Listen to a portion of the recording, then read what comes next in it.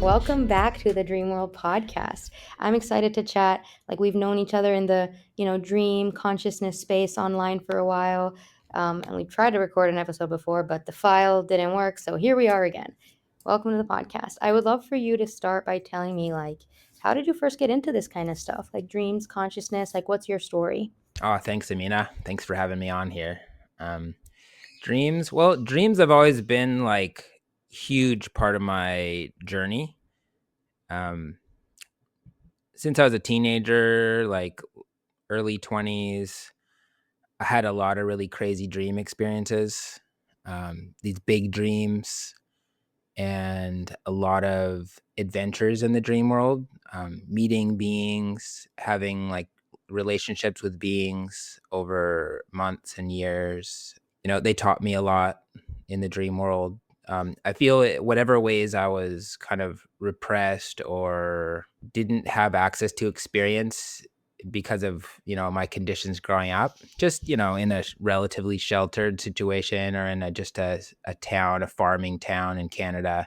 I didn't have like access to all the crazy experiences in the world, but the dream world gave me that. It gave me just unmitigated novelty, insane erotic experiences, like experiences of going in other dimensions. It just showed me all the stuff I was missing, and so no, oh look, the world is like so much more vast than I could imagine. So yeah, the dream world is always there, just like blowing my mind and getting me ready for the big journey of life. I love that. So, have you been lucid dreaming since you were a child, or just like vivid dreams, you mean? Yeah, lucid dreaming, vivid, both. And there's like a fine line between lucid and vivid that I ride a lot of the time, because it's a lot of the time I will become conscious that I'm dreaming, but I don't want to mess it up, because so many times like I've gone in the dream and it's like there's a whole complex scene going on that's like a deep inner working of my own psyche, and I'm like learning and observing and from it, and then I get lucid. I'm like, woohoo! I just like fly out the window. And then I'm like, whoa, I'm flying. I'm like, oh, I've done the flying thing so many times. Like, why do I just it becomes like not novelty. So I found like part of the balance for me is like when I become lucid is just to kind of low key become lucid, and just like, yeah, the dream characters don't know I'm lucid, but I know I'm lucid. So I'm just gonna like kind of stealth, like go into the dream world um, from another angle, and then I have a lot better dream recall that way, because I find the single most important thing that I've experienced for connection to the dream world is dream recall. Dream recall is the portal. Without dream recall, I could have the most epic dream, and then I'll just wake up and completely not even know what happened. Really, like I don't even know. And so dream recall has been the big muscle that over the years I've had to exercise and strengthen it, and through all different conditions, like get it to really be robust so I can remember it. And it's always there now, but it day to day it changes. And the biggest thing I found with dream recall is it depends on how I wake up. Like if I wake up before my alarm and I have time to just lay in bed and do a review of my whole dream, as much detail as I can, like sometimes spend 30-45 minutes in bed, just like, nope, I want to take a drink of water, don't do it, you're going to lose it. Like I can't move my body too much, because as soon as you move your body, then it triggers this whole other circuitry in the brain that just like kind of flattens and blocks out the dream world. And so I kind of have to like be low key in the bed, like trying to recall every detail possible, load it into my RAM or load it into my, short-term memory.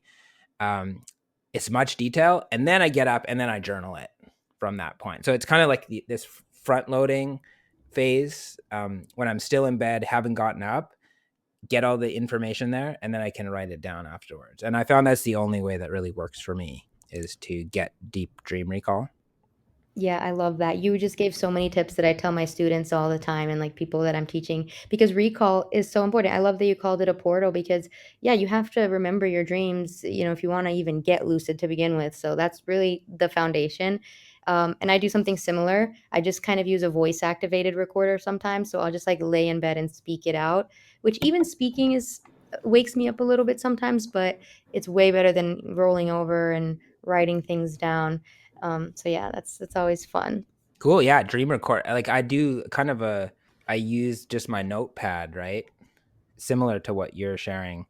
I use my notepad and then I just, activate the microphone and just dictate in voice to text.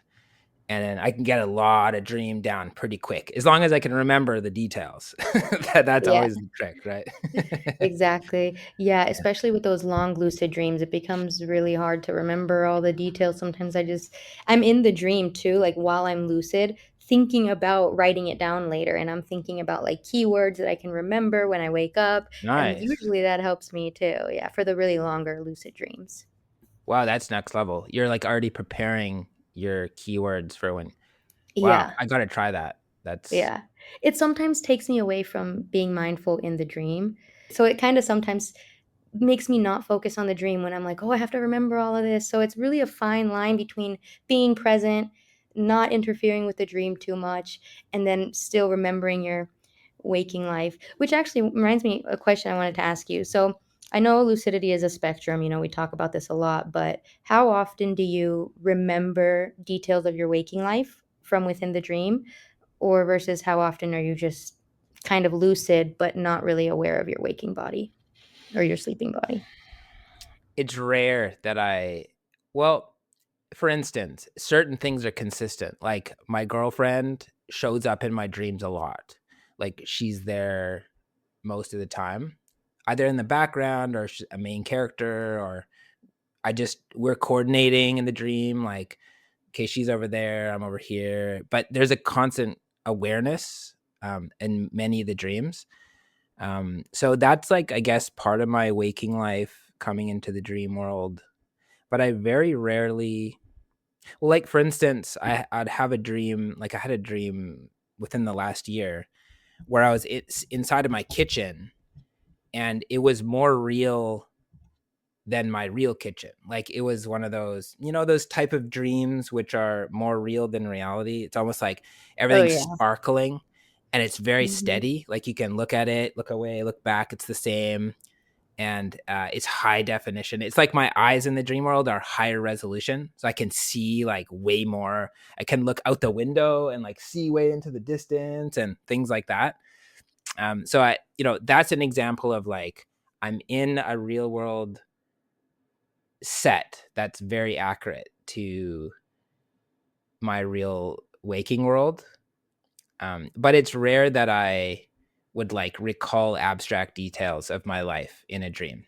There's so much going on there. In a way, the whole dream is processing my waking life, right? It's all like trying to make sense of it and trying to recontextualize it, trying to integrate lessons from my life. Or I'm a very strong uh, practitioner of the Jungian dream analysis method. Not because it's absolute, Carl Jung had limitations too, right? But he was just brilliant in the interpretation method. So, what I do after I record a dream, what I found is incredibly enriching for my dream practice. After I record a dream, that's just like the raw data, but then I take it into Chat GPT and I have a prompt. I have like a project in there which has these prompts, and I basically say, now interpret this dream according to Carl Jung's alchemical dream interpretation. And then and I add a couple other Jungian keywords in there.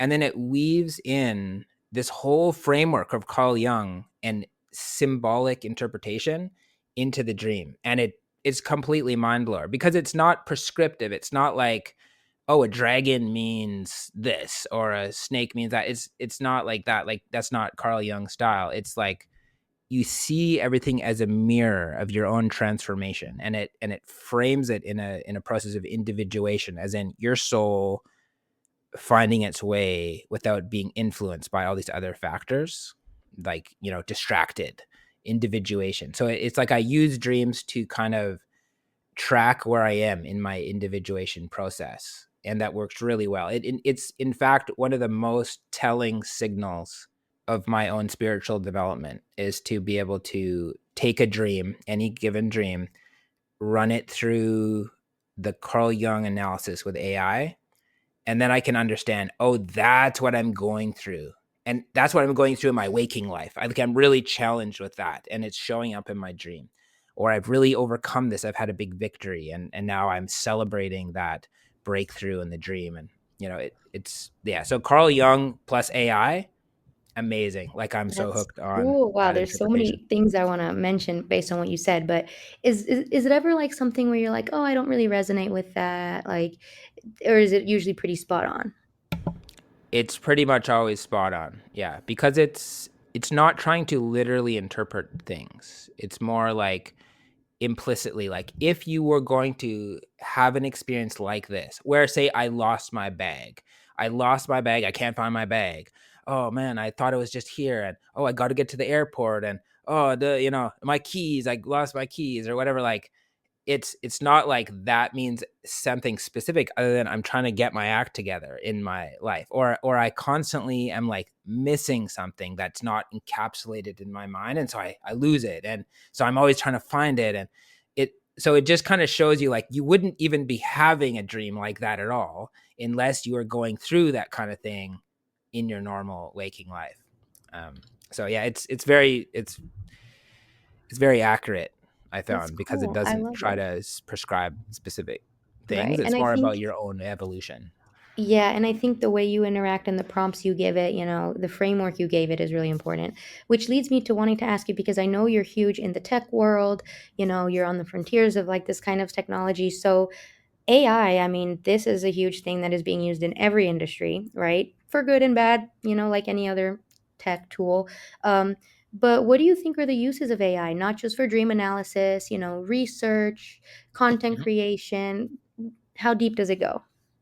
Yeah, research is really good. Organizing data. Like, I'm writing a series of books also. And I don't want the AI to write my book. That's like sacrilegious to me. Like, I'm writing my book. This is my story. Don't come up with the details. Like, I'm coming up with the details. I need to know that this is my channeling. But it's incredibly helpful for, like, say I have like thousands of pages of material for my books, and I want to just like make a character bible. I want to make a story bible out of it. I want to see a profile of all of my characters, all, key vignettes, their character arc, their hero's journey, stages of development. Like, I just want to understand my own writing. AI is amazing for that, because I can just crunch huge chunks of data into it and process it, and then it spits it out in these like modules. I built a program that helps me doing this, and yeah, it works super good for that. So I found, like, yeah, research for large bodies, for writers, um kind of getting a grip on large bodies of work, it's like incredibly helpful for that. Not to let it do the writing, never. That's like, yeah, that's not gonna happen. Right. But helping me to understand my own work, contextualize it, even explain it. Like, I don't mind if the AI writes the story bible for my book based on all the events in the actual book. I think that's fine with me, because you know, it's the same ideas, but the Yeah, book it's like the Cliff itself, Notes. Yeah. cliff note. Yeah, and also for like art. And I love artists, and I've been in the art world for pretty much my whole life, and I see the existential effect it has on artists, negatively, where lots of my friends who are concept artists, animators, things like that, they're literally financially suffering because of AI, which sucks, because art is one of the coolest things that culture makes, and one of the coolest things that can exist. And it's one of the greatest jobs to have, to do it successfully. and just seeing how it's kind of destroying the livelihoods of artists is really sad. So I hold that in my heart, and I tried to create a AI program called Chimera, which is like AI for artists. But it's too, like, meaning the AI mimics specific artist styles, and then they can monetize that. The artists themselves can monetize that, but it's a really slippery slope because you're playing with, like, against Mid Journey, which is like, oh, we'll just steal everything, and people kind of want that, right? And then you're also dealing with the artists themselves, who are kind of like hard pressed to get into AI because they feel it's dangerous. And so that was a hard sell on both sides. So I haven't been pursuing that right now, but with AI, it's really good for software engineering. I think this is where it's gonna have the biggest change. Short term future is where people can create their own apps. And so one of the things you can do is, if you have a software you want, it's coming very close. Like, I'm a software engineer, so I can just use programs like Cursor to do the right prompts, and it gives me like pretty advanced programs that I can deploy and update and things. But I can see very soon it's going to get to a point where non-engineers can just prompt an app. Like, I want an app that helps me for dream recall. And the thing with that is, you just have to define to the AI exactly what you want. Like, if you can define it, it can build it. It's getting to that point. And so you just have to be really specific about what you want. So I think software is hugely powerful for AI. It's going to allow, you know, in the future, if you don't like the programs you use, you're just going to, you want to add features, you need to pare it down, and you want to run faster or whatever, you could just prompt your own program. And then people could share programs like that. So I see it's already there for engineers, but it's going to be there for everyone pretty soon. I think that's going to really change things. Wow, wow, that is really mind-blowing, honestly. I mean, it's kind of cool, kind of scary at the same time, you know? But it's definitely getting to that point. I mean, there's so many uses of AI, which kind of brings me to this question. I don't know if is going to make sense, but what about the metaverse? Like, what do you see in terms of like virtual reality, the metaverse, and like how is that kind of a metaphor for the dream world in a way? Yeah, it's a good perspective. Like, my take on it is, the astral plane is the real metaverse, and it's dangerous to have, like, to try to have a simulacrum of that in the physical world, because then people almost think, "Oh, I don't need the astral plane. I have this technology." But really, the astral plane is a technology that's billions of, doesn't even have a number of years old. It's just there, part of the universe. And that's so much more valuable. So I see it's really dangerous, like, people going too much into the virtual world, which, I'm one to speak. I've gone deeper than most.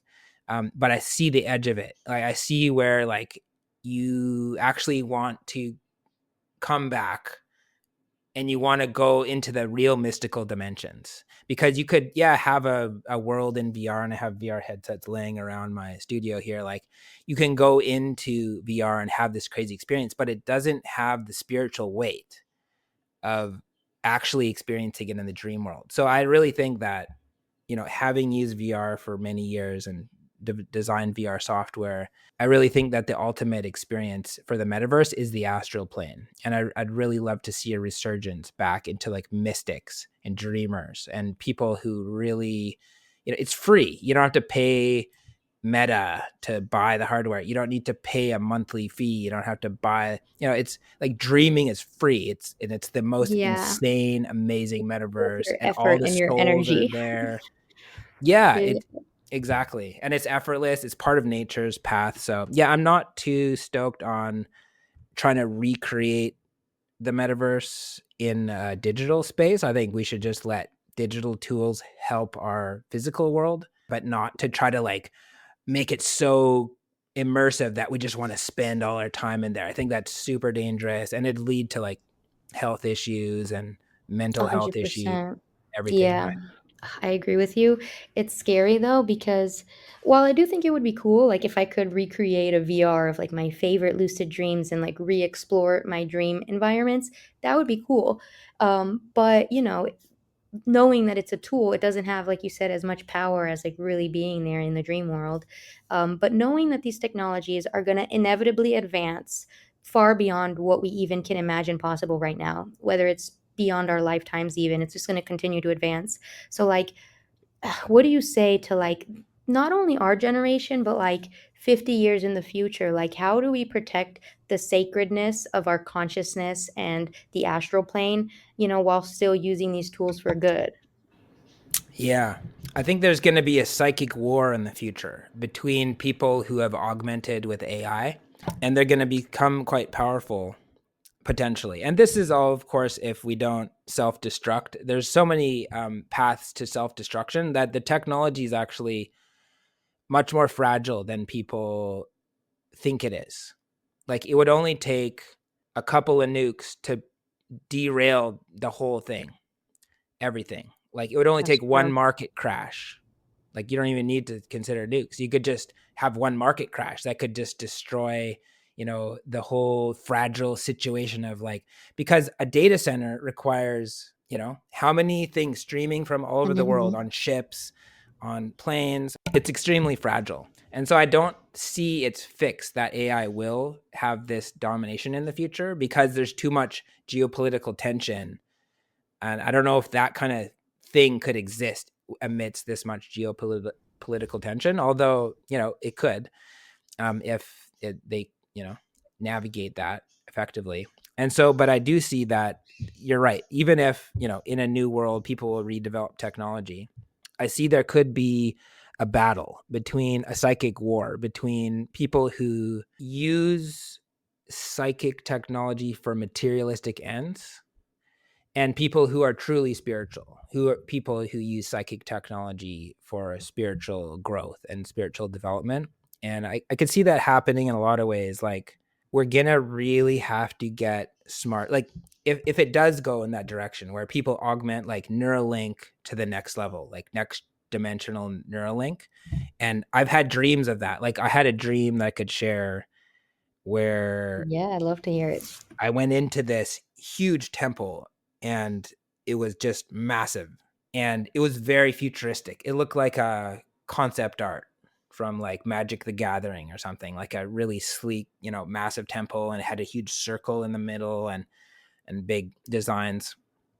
And I went in and there was Sam Altman was sitting in the center of it. And he was like, "Hey, Phong, welcome to my temple." And he's like, "But you can't come in. You got to like let down this commander persona. You can't pretend like you're important. I'm the king here. So you got to like give me a obeisance, like got to bow to me." And so I was like, "All right, this seems pretty cool." Like, so it's like asking for my submission, even walking into this temple, like sign the agreement or accept cookies or whatever, So I was like, okay, yeah, I want to see what's in this temple. Bow to the tech lord. And then I was like, so what you got? And he's like, I got this new VR headset. And I know you love VR, so check this out. And so I put it on, and it was like a psychedelic experience. Like, it melted my brain into like rainbows and my whole body just dissolved and uploaded. Like, I was having like a dimethyltryptamine moment in the dream, just going into this VR headset that Sam Altman gave me. And I was in there, I was like, what the, like, this is crazy. Like, everything is like rainbows and super clean, high resolution. And it was like a Google Maps, but I could fly anywhere, like anywhere. And there's other beings in there. And so it was like a metaverse thing, but it wasn't just, oh, in my eyes. Like, it feel like it melted my whole body into the VR. And I could see, potentially technology reaching that level if there was brain stimulation, or they found, oh, if you vibrate the hippocampus at this vibration with this electromagnetic frequency, it dissolves your field of awareness into the VR. And I'm sure they'll figure that out. It's just a matter of time.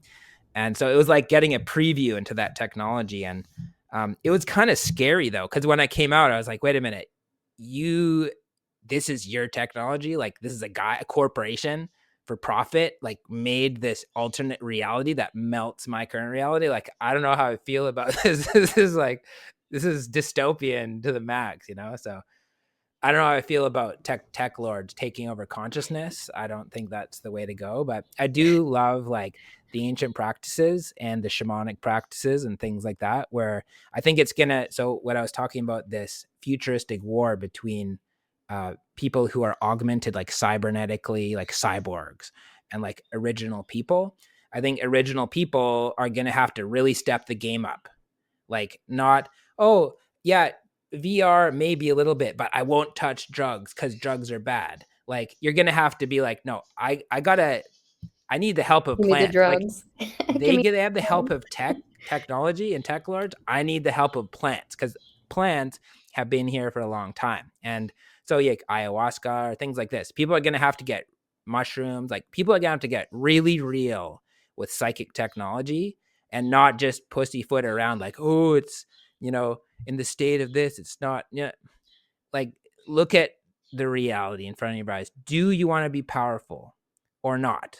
Or do you want to let tech lords be powerful for you and you just pay them a monthly fee? Like make a choice, because if you can't get it together in the dream world and have a truly amazing life for yourself, then you're always going to be outsourced to someone else. Oh, I man, check out this new video game. Oh, check out this new thing. Oh, and then you realize you're just becoming a zombie and like all your energy is siphoning up in this occult ritual up into these billionaire temples, like what I was seeing in my dream. So yeah, I think that people are going to have to see mind altering technologies as technology, or people are going to have to see drugs as technology, and Yeah. not to abuse it at all. That's even worse.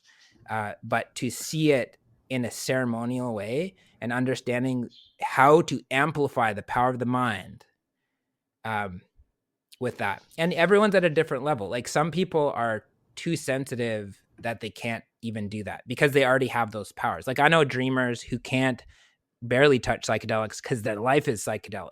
Like they are having insane dreams all the time that are psychedelic dreams. And so like, you don't need that. Like you're already there. But like for other people like me who are a little more dense, it breaks a boundary. It punctures through this illusion of like, oh, this world is real. And then you puncture through it with your conscious mind and you see, oh, whoa, there's like a spirit world and there's other beings and I can talk to them and I have my own relationship with these beings. And that needs to be developed. It doesn't just, you don't just like have one crazy experience and suddenly, you may talk to God for 10 seconds, but like it's not going to integrate until you have an ongoing relationship with the spirit world, with the astral world. And I think that's what I'd love to see people develop rather than, just slamming against, oh, the tech lords are evil. Well, what's the alternative? Like they are following the chain of novelty. Like nature is constant evolution of novelty, always a new species, a new ecosystem, a new butterfly, a new frog. It's like it's always creating new things to adapt.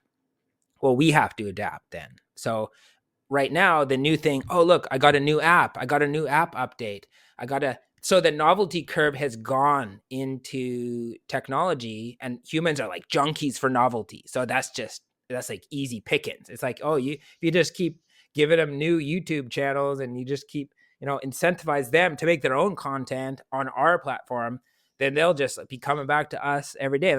That's what's happened, right? Because humans are novelty junkies. But the ultimate source of novelty is the dream world. And so, just as seriously as we take, oh, I need to get $1,000 to buy a new phone so I can whatever, you should take your dreams as seriously. Like, oh, I need to really, figure out how to penetrate into the astral world and remember what happens there so I can enrich my real life through that. And yeah, that's what I'd love to see happen um, along the Oof. metaverse lines. Me too. Wow, you're really blowing my mind right now. Just a lot of things to think about. And let me tell you, I hear a lot of dreams on this podcast, and that was definitely one of the coolest ones I've ever heard.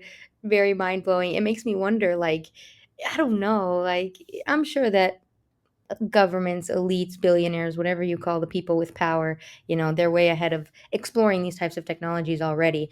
And so, I don't know, part of me is like, what if they were entering your dream?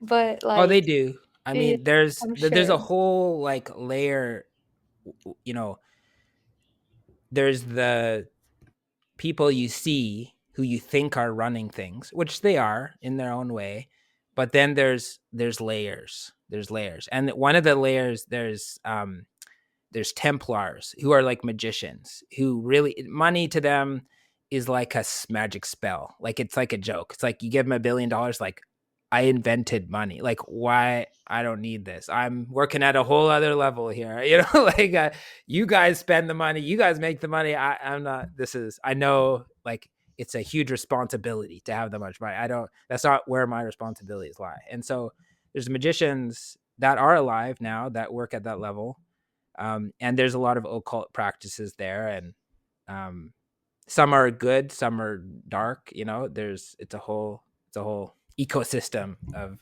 magicians, but you never hear about them. You can only meet them in the astral world. You can see who they are, you can see what they do, and there's dark spells and all this stuff is real. The rabbit hole goes as deep as you want, and many books on magic have been written about this. It's pretty well documented, but yeah, It goes deep. The rabbit it's hole is it's a interdimensional. deep world. Yeah, so I don't get too fixated on like the power elites that I see with my eyes, because they're kind of like the pawns in the game. And they're That's sometimes true. useful idiots who are like, even trying to make sense of like, how did I get here? What does this all mean? Does that mean I'm, the tech Jesus or whatever? Like they're all having their own existential messiah complexes, and it's kind of like a True. joke because they're like kind of kids in like this bigger Yeah, they're world just of like the the older bullies universe. when they were Yeah, kids. exactly. And the universe is so much deeper and so much more ancient and so much like more rich with meaning than that. So Yeah, you're yeah. so right. I love the way your brain works because it's making me think of a lot of cool possibilities and things. But yeah, so, tech aside, like, what about all these ancient practices? Like, I really tell people a lot, like, focus on your own journey. You are your own guide when it comes to like exploring consciousness. So, like, how can we pull from like things that have been around from centuries, different cultures and things that have valued dreams and subjective experience more than Western culture? What's a good way to start that journey for somebody who's maybe, not that knowledgeable? Yeah. Like you're talking about shamanism, and you know, the ultimate tool for shamanism is meditation, because your mind is the tool that takes you everywhere, to the dream world, through your waking world, wherever.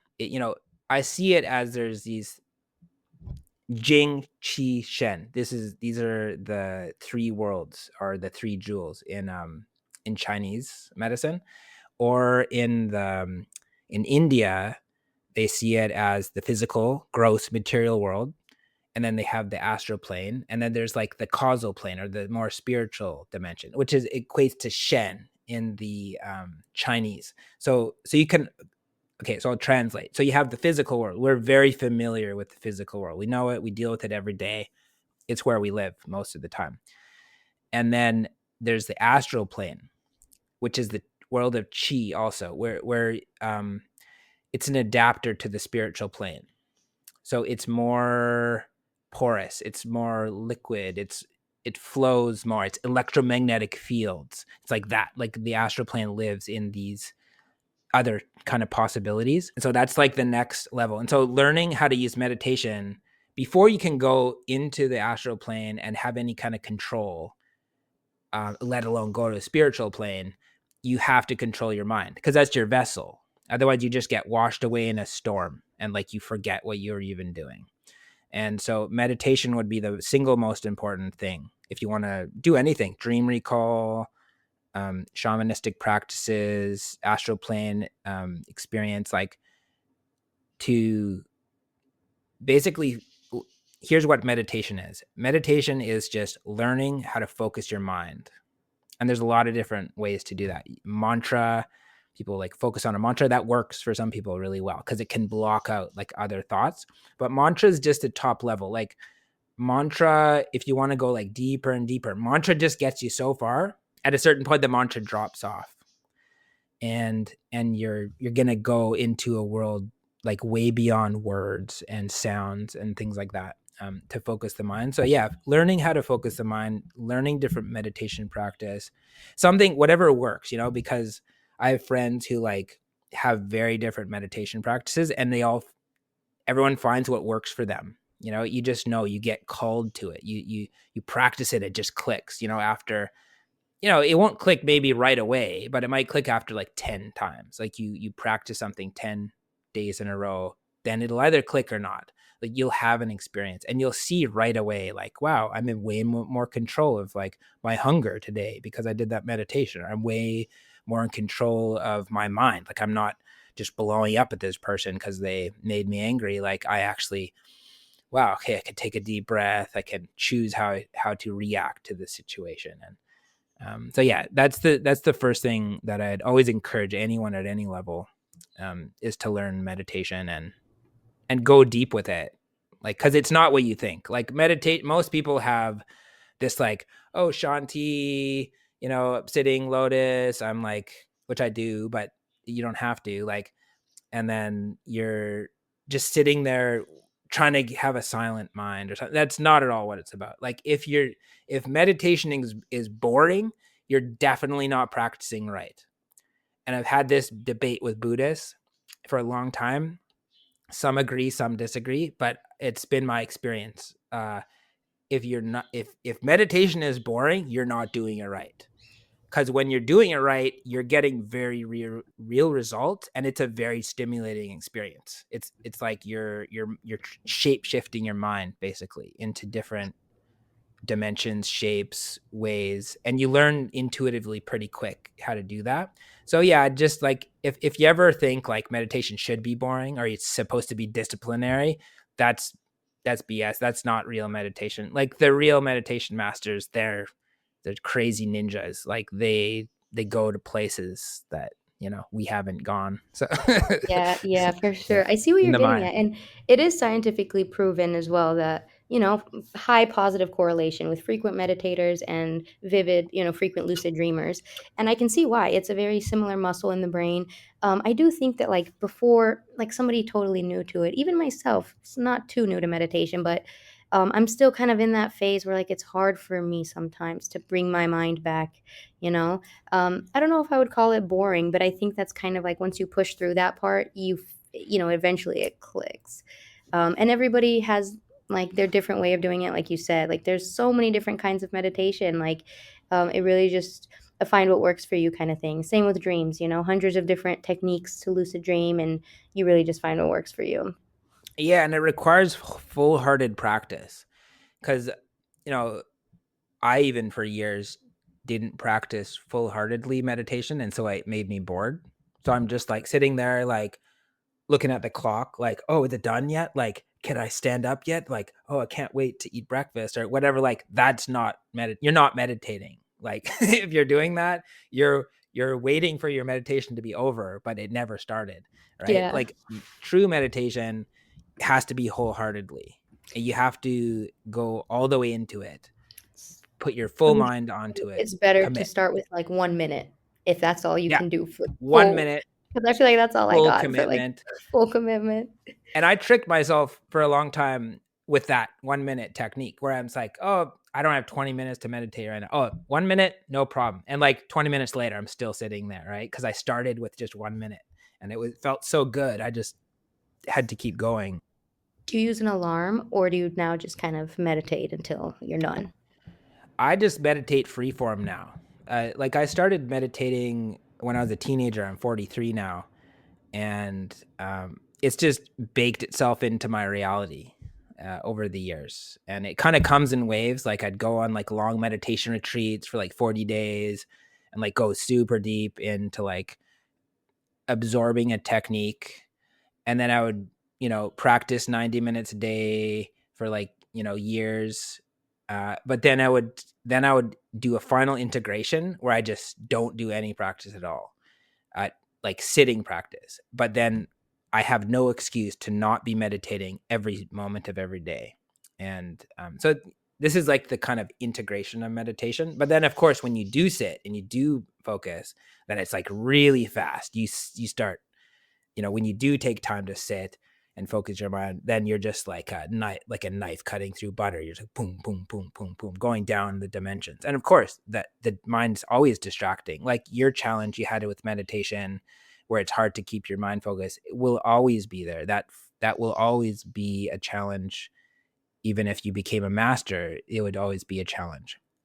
And so it's more about how can you like sink into deeper states of absorption where those other things don't affect you. And like for me, the biggest thing has been the body as an anchor.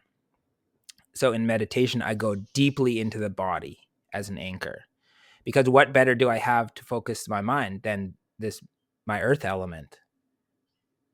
And it's an anchor. Like I can just like put all my attention like on the body. I'm usually like spaced out and in a digital place, so it's like feels really nice to like come into my body.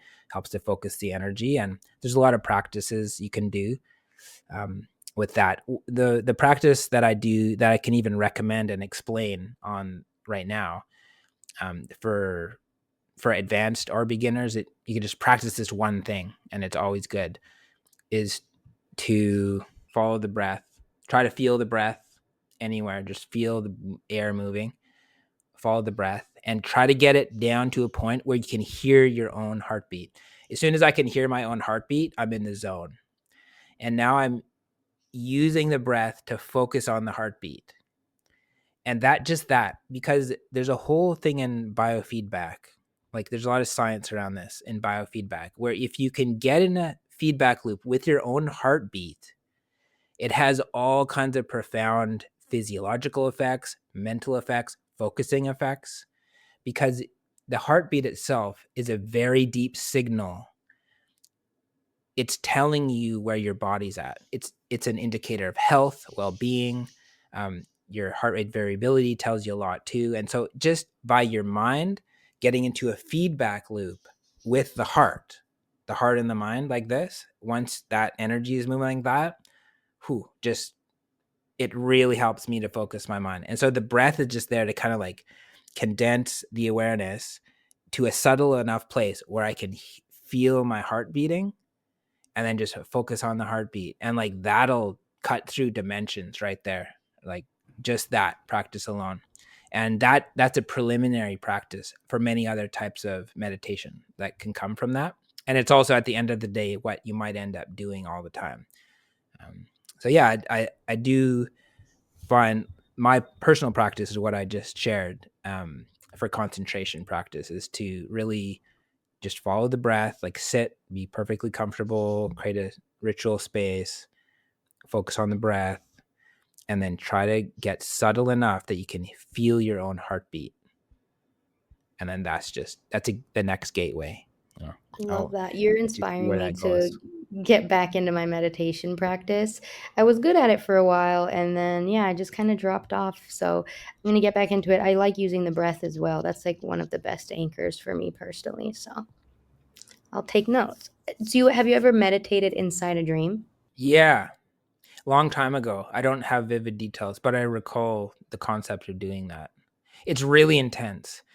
I remember doing it, and it was like more intense than usual, the meditation. I've done one, there's a couple of practices I've done. There's a practice called dream yoga.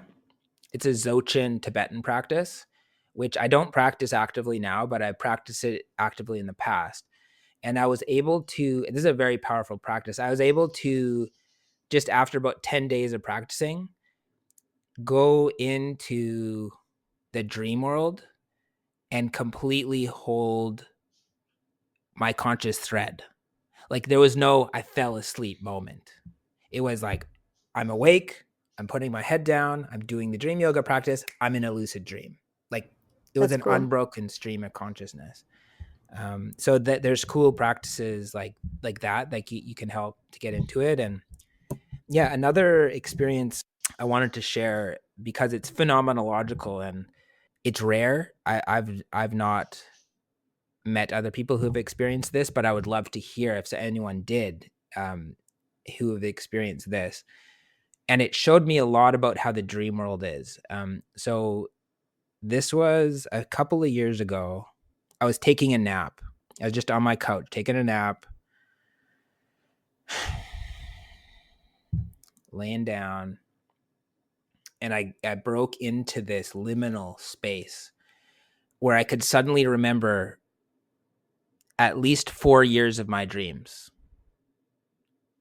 Like, I broke into like the honeypot of dream memories, just in a liminal state. And like things I never wrote down, things I didn't even remember, but they're all there. Like years and years of dream recall was all like I just slipped into it, and I was just trying to have a nap. And it wasn't every dream. It was all the dreams in a specific world. And I could remember and see how that world evolves over time. Oh, look, this world is populated by these characters, these buildings, this landscape. And I could remember, oh, after a few months, this building popped up. And then these characters appeared. And I realized there's a whole city with consistency and dream characters coming and going, evolving over years. And I could remember like hundreds of events that happened in there, like this adventure, and I know that guy, and he became a clown, and those guys turned weird, and they disappeared. Where did those guys go? And hey, look, that building doubled ties, and it turned pink, and like all this whole dynamic city of dreamers was all in my memory. I realized I had dreamed those things for years. This is so cool. Okay, this is making me really happy right now because I have a similar experience, but I've always had this feeling that every dream I've ever had is somewhere in our memory bank, each individual person and life experience as well. Like it's deep in our subconscious, even if we can't remember it, like dreams we've had since childhood, you know? And I've always wanted to access this like Akashic memory bank of dreams. And I did have one dream where it's like leaving my brain. Hold on. I tried to access an old dream or like an old dreamscape, and I was able to do it. And I do have these persistent dream worlds that I sometimes go back to when I'm lucid. And I can remember usually like where I left off the last time. But it was only one time that I intentionally like re-entered an old dream. Um, and ever since then, I've been like, I know that there's more in there. Like they're all in there. And I kind of have this like note to self when I transition into the next world to like go back and rewatch all these dreams that I haven't remembered. But the concept of the persistent realm is cool and totally real. And it's actually like trending online right now. Like people Hmm. are calling it mall world, or, they're Whoa. like mapping out their own dream world with the bathrooms and the malls and the Cool. parks and the airports. And everyone's got like different iterations of these dream worlds. And it's just such a cool online representation of the collective consciousness. Wow, I love that. That's amazing. I love, yeah. It that your intuition is right, spot on. Like they're all there. People call it different things. I don't think this was the Akashic records. I've experienced the Akashic records before, but this was just my brain or whatever, like my personal memories of all these dreams that had happened, and that gave me a lot of comfort in knowing that it's all there. Like if I forgot a dream, it's not lost forever. Like it's still rattling around in there somewhere doing its work.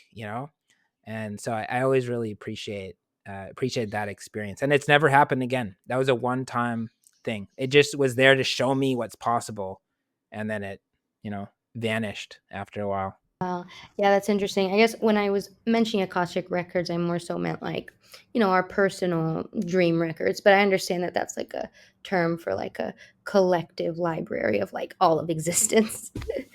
So And maybe which that was we're important. part of, which Mhm. you're part of. And who knows? We don't know how memories work at all. Like maybe our own personal memories are accessed from the Akashic records, and the brain is just a receiver, like a cryptographic receiver sending a signal like, yeah, I'm authorized to get that memory because I'm the one who made it. And like that's all the brain is. We don't really know because it's hard to tell where they're stored and how this works. And the more science we do, the questions just become more profound. Yeah. Yeah. Yes, and we realize how much we don't know. And like, I'm big into science. I love research. I'm in all the conferences and I'm at the front of like seeing what neuroscientists are doing. And I was surprised to find out that we don't really know what's happening. Like when it comes to consciousness, there's no solid consensus. There's no really good technology to really measure what's going on in the brain. I mean, we have EEG and fMRI and that's about it. And like that tells us physical matter things, but like we're going to have to develop new technology, and more importantly, a paradigm shift for all of society to really understand that there's more out there, which a lot of people are there, but there's still a lot of skeptics out there. So I guess to put this into question format, like, where do you see science going, and how do we get people to really move away from materialism and kind of open up their minds, literally? Yeah, this is really interesting, and science is getting juicy now at this post-internet era and post-AI era, and I think the science is like, to me, some of the most exciting science happening is called DMTX. Have you heard of that? No, can you summarize it? Yeah, so DMTX is there's this endogenous molecule called DMT that's in our brains. It's active. There's a lot of research. Well, there's not a lot of research, but there's more and more research about it. It seems to be active during REM sleep. It seems to be active during attention shifts. Like if Birth you, and you're at death too, which is birth cool. and death, I've heard that also around it. And usually you just experience it endogenously.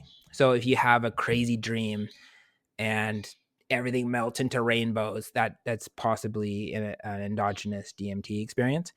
And so they found a way to just inject it into your blood, a consistent amount, which dissolves your sense of identity, it dissolves your sense of the world around you, but it keeps your cognitive.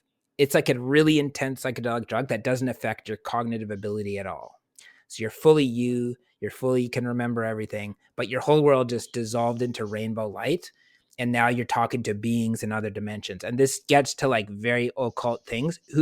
This could get dangerous. You could meet beings, open portals, bad things could happen, right, with this. So it needs to be done with the right spiritual oversight and intentions. But this is happening. If you look it up, like there's these retreats now that people go on. There's research programs where they put people into this extremely vivid, dreamlike psychedelic trance state for 30 minutes, 60 minutes, 90 minutes, even longer. And they meet all kinds of beings, entities, reliably. So it's not just like, oh, maybe I'll have a dream or not. No, they're like, you're going to go into another dimension now. It's scientifically certain that this world will dissolve. You will see rainbows. You will go and meet beings on other dimensions. And so they're going in this process now, the science. And so the big shift in science there, that really the revolutionary shift in science is using the human experience as a measuring device. Because you can't prove that I had a dream. But did I have a dream? Of course I had a dream. But science is like, we can't prove you had a dream. Well, you're just throwing all that data out. Well, Right, you I'm could full of data. lie.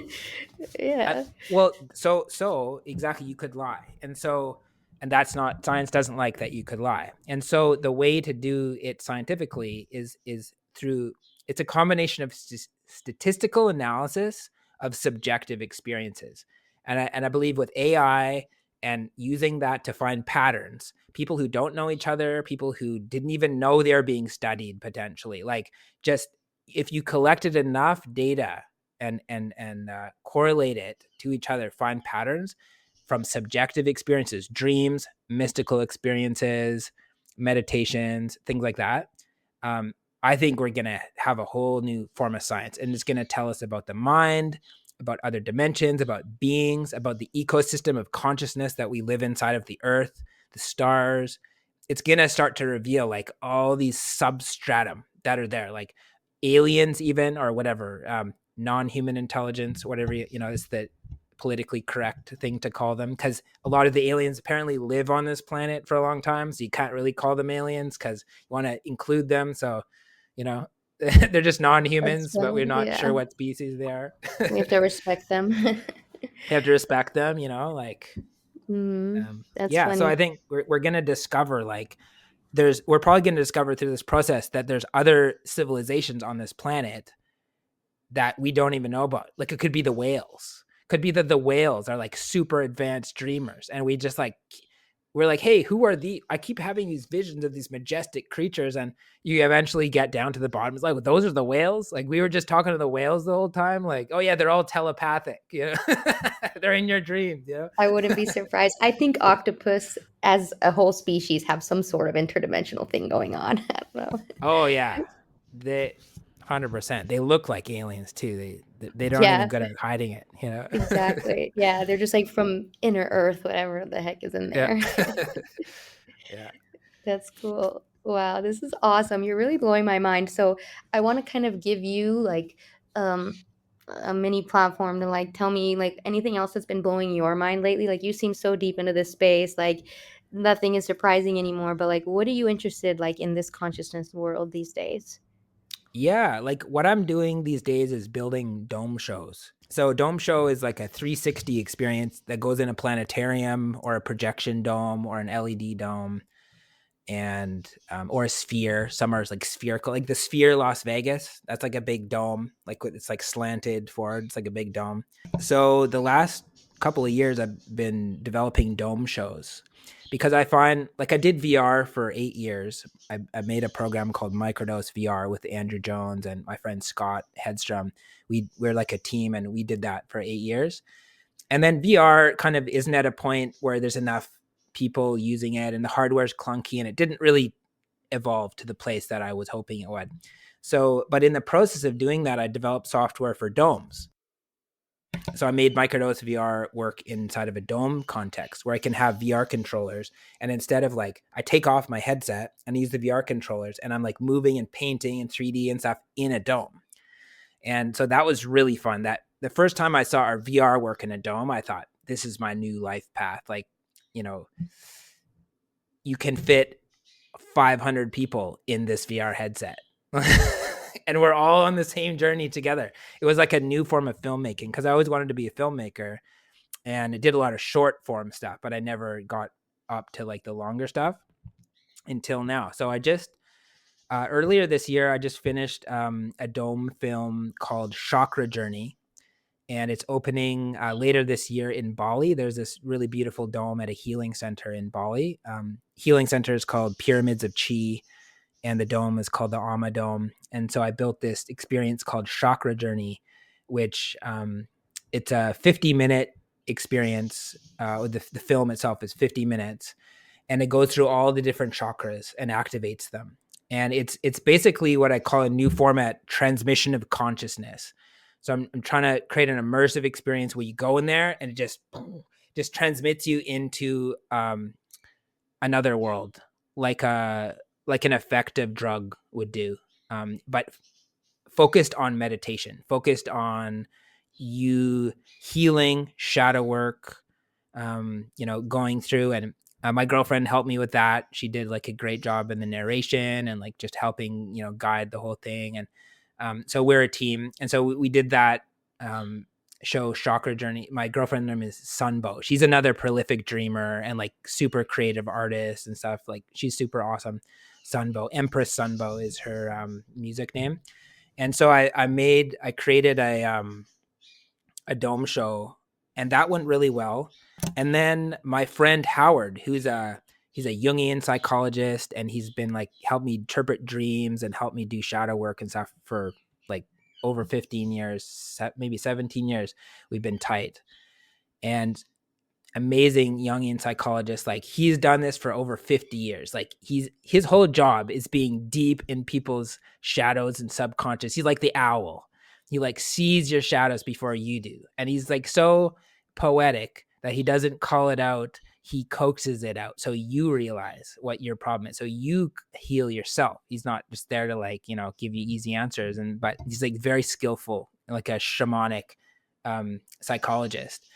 And so good old friend of mine, he saw Chakra Journey. He's like, wow, let's make a dome show around this material. So we're making a dome show right now called Cosmic Humanity, and it's all about upgrading consciousness. So this one will be for planetariums. The one I did, Chakra Journey, is for healing center domes where everyone lays on their back, but this one is for planetariums.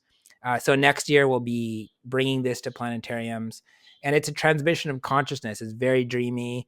It basically teaches people complementarity. Like instead of seeing the world as like at war and we're all conflicting, it helps to attune and entrain your consciousness to seeing how it's like yin yang, sun and moon. Everything is like actually harmonic and balanced, and like how to come into harmony with that. So the whole dome experience is a transmission of consciousness to, yeah, to transmit really his life work, Howard's life work of discoveries about psychology through my artwork, um, to yeah, to be an immersive experience.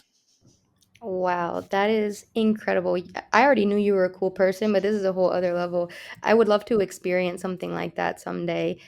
So where can people find you? Like if they want to learn more, do you have like a website or anywhere where you show like what your work or anything?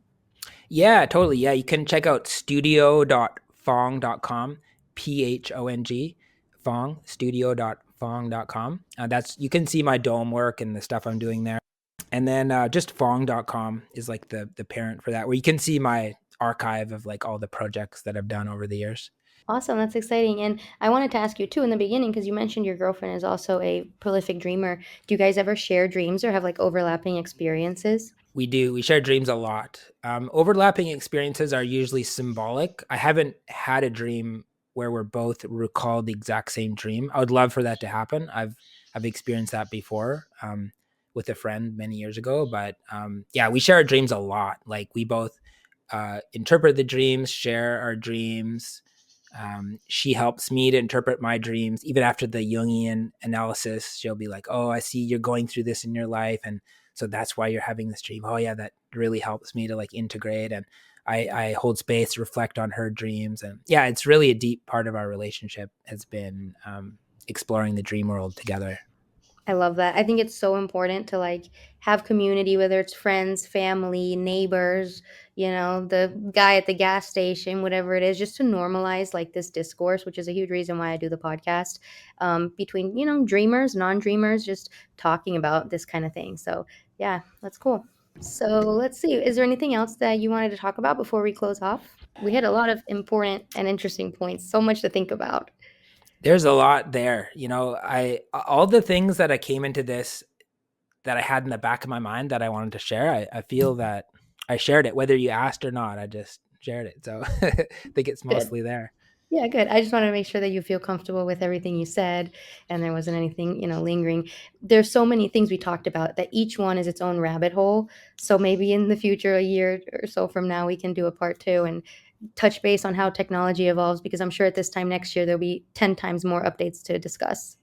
Yeah, I'd love that. Yeah, just call me on anytime and we can go down any of these rabbit holes. This was kind of an overview of different topics. And if you want to focus on any one of these things, I'm happy to do that. Exactly. Yeah. But I loved it because, all this psychospiritual technology that's evolving is important. And I want people to know like where we currently stand as a society, and then they can go on and do their own research. So that's awesome.